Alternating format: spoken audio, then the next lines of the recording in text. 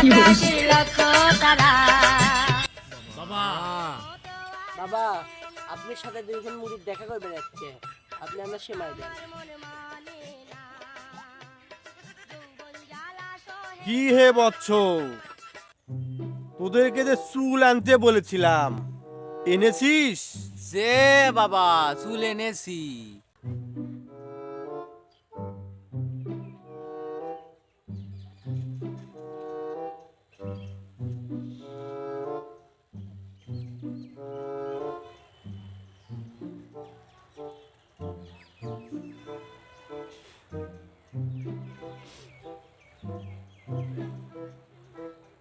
বাবা, তোদের জন্যে সামনে মহা বিপদ অপেক্ষা করতেছে। কি বিপদ বাবা?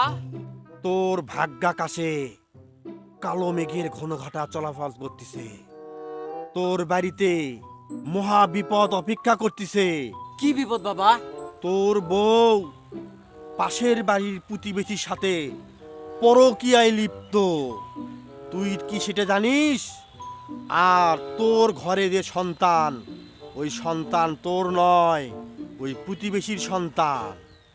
আর সব থেকে বড় কথা হলো, তোর বউ আর 10 মিনিট পরে ওই ছেলের সাথে বের হয়ে যাবে। এখন তুই ঠিক কর, তোর বউকে নিয়ে তুই কি চিন্তা ভাবনা করবি?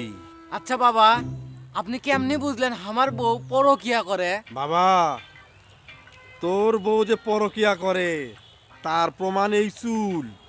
কারণ এই চুল দেখে আমি অনেক কিছু অনুমান করে বললাম যে তোর বউ পরকিয়ায় লিপ্ত। বাবা, এই চুল তো আমার বউয়ের লয়। তবে এই চুল তুই কোথায় থেকে নিয়ে এসেছিস?